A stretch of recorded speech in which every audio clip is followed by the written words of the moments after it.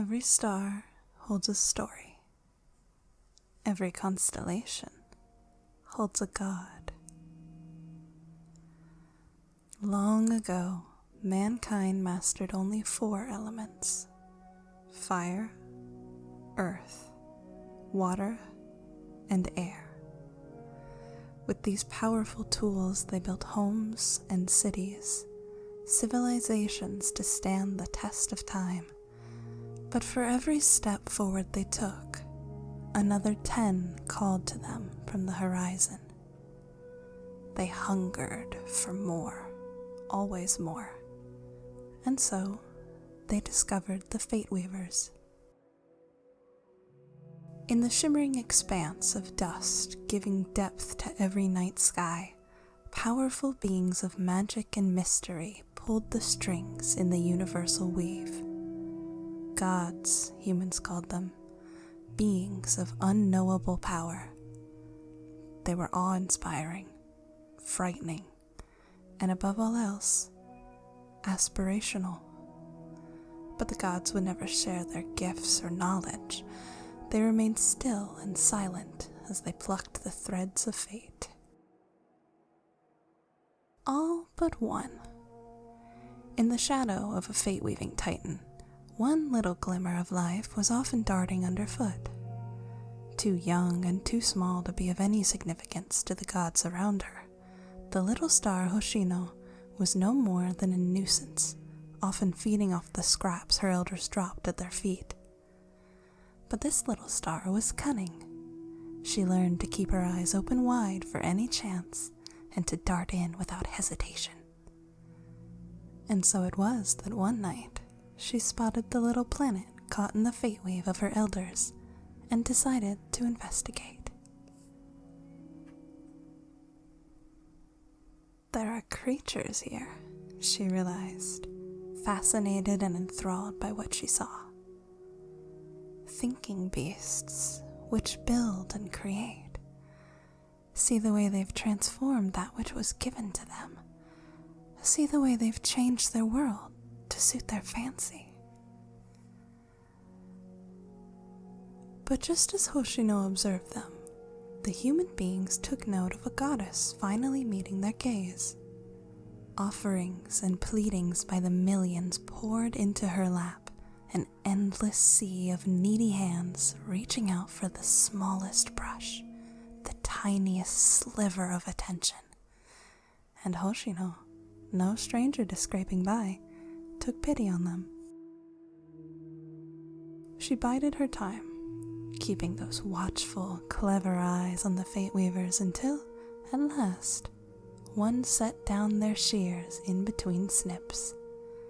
Faster than starlight, Hoshino snatched the shears, clipped a thread no bigger than the tip of her nose, and bolted down to the realm of men to bestow upon them the gift of magic. She thought they would be grateful, and at first they were. So tiny was the thread to her, but still it was long enough to wrap 12 times around their world and still have enough left over for a bow. The thread was carefully picked apart and divided equally among the humans so that no person would be without power. They cheered and laughed, threw feast after feast in her honor, and piled offerings high. And then they left her to her spoils and poured themselves into learning their new tools. That was when the Fate Weavers realized what Hoshino had done. In a hail of meteors, the distant gods who looked upon mankind with ambivalence reached out and plucked the little goddess up by the scruff of her neck. That thread was not yours to take, Kit. You know not what ruin you have wrought by feeding into man's greed. You can't blame me, pleaded Hoshino. You call them greedy, but it's you who lords that power over them and hoards it for yourself. I simply spread the wealth, and it was only a tiny piece you would hardly miss. But to them, it means the world. See how they worship me. She gestured with her comet tail to the world below. But time for gods moved differently than in the realm of men. Already the temples and altars built to praise her were chipping and cracking under the weight of years past, and the humans were too busy stripping their threads of magic to pay any mind. "Worship you," said the Fate Weaver.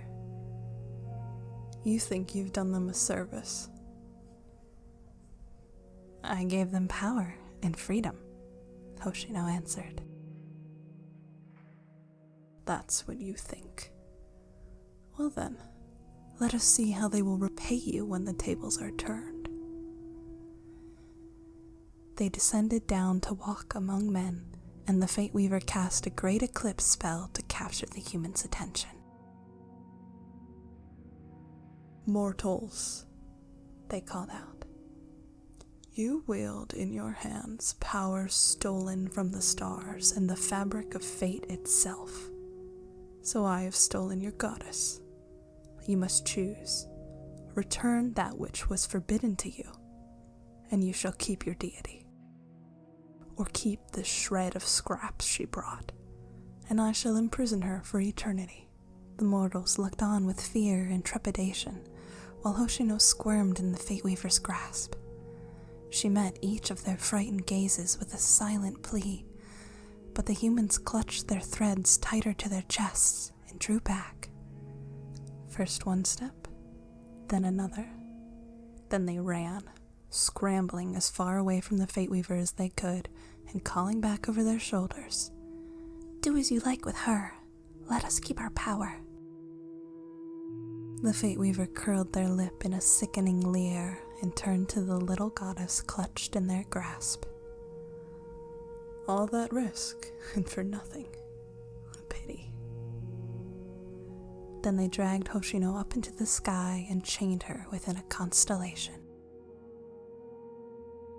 "You can watch the precious beings you chose over our kind from here, held fast and imprisoned for the rest of time as you reap what you've sown." Hoshino thrashed and squirmed, but her eyes, clever and attentive, still flicked to the little planet below. "Unless," she pleaded.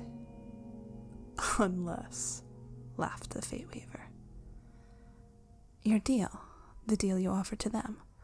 If a mortal chooses to trade their magic for my freedom, then can I be free?" Louder, the Fate Weaver laughed, so deep it shook the stars. "The magic you stole for them will last longer than their memory. But go ahead, reach out to them through dreams and wishes. If one is willing to trade, your freedom can belong to him." So it was that Hoshino bided her time, century after century, trapped in her prison named Vulpecula, the fox constellation, cunning given true form.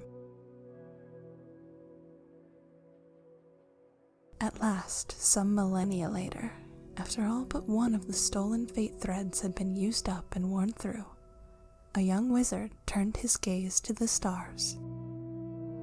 From the moment he first picked up his magic thread, he sensed the power of the heavens within it.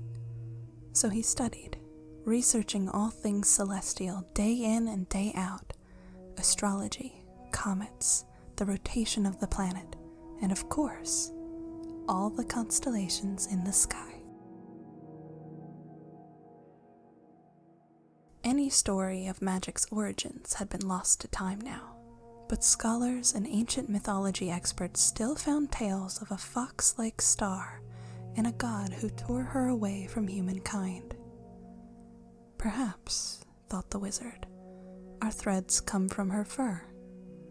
Perhaps she was the source of all magic. He searched the skies and countless texts, endlessly hunting for more information.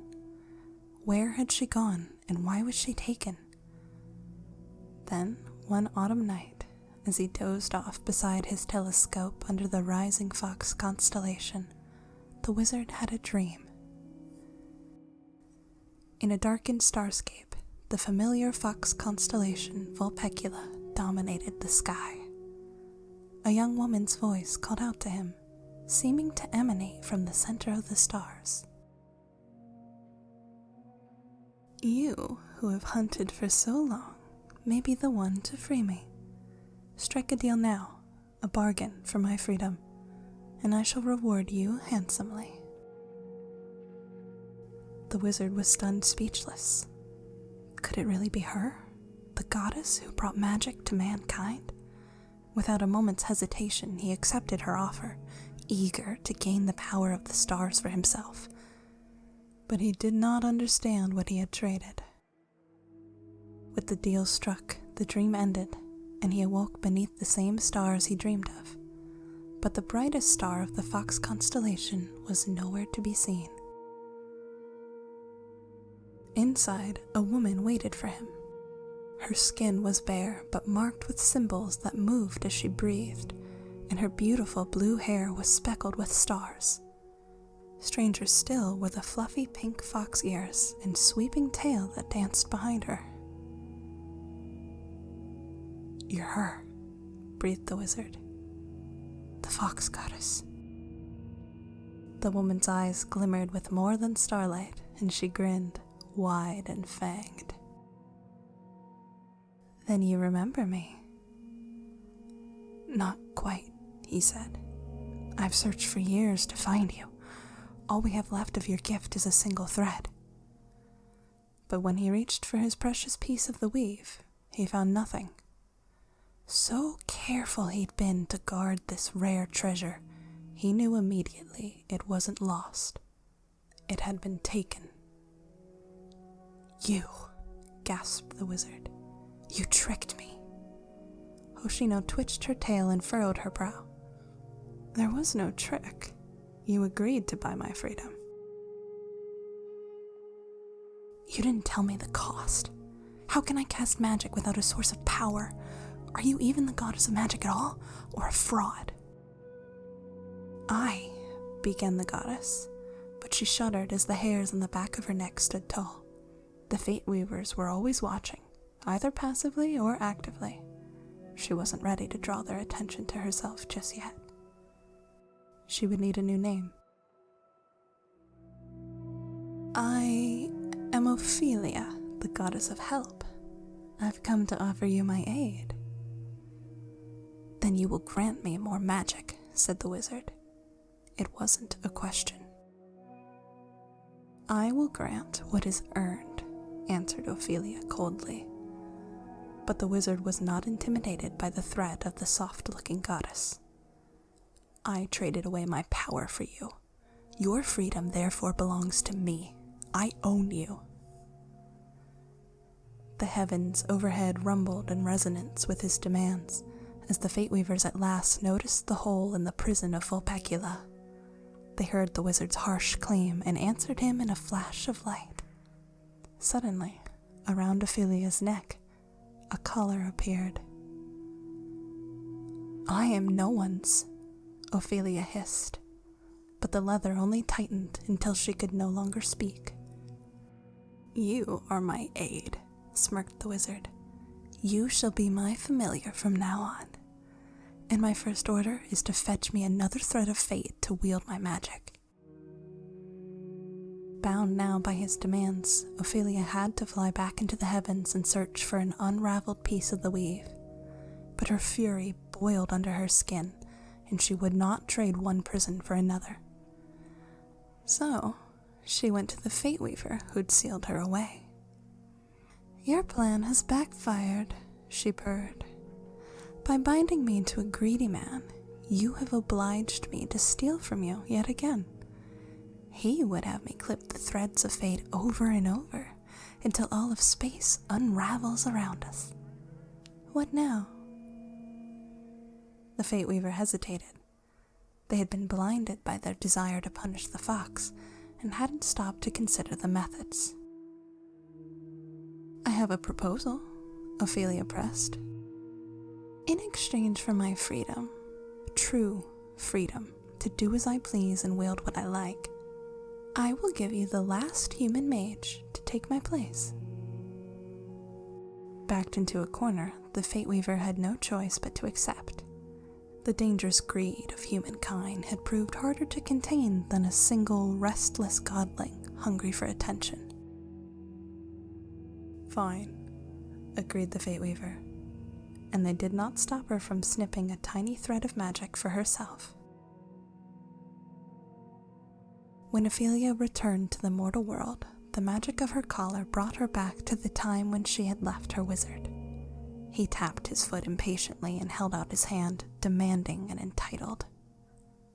"You had better come back with the magic I want," he said. Ophelia smiled wide and twitched her tail. "My dear master," she purred, voice honey-sweet, starlight swirling in her fur. "You want the magic of the stars? Then you shall have it." And with a flick of her tail, Stardust spun around the warlock and lifted him up high into the night sky, all the way to the Fox constellation. After all, there was a vacancy to be filled and a trade to be made. The collar around her neck shimmered, about to dissipate, but Ophelia lifted the thread of magic and wove it into the leather, combining the two and keeping them close. A reminder of the imprisonment she had endured and the cunning she used to escape it. Never again would she be held down or contained. Now, Ophelia roams free, exploring everything the mortal plane has to offer.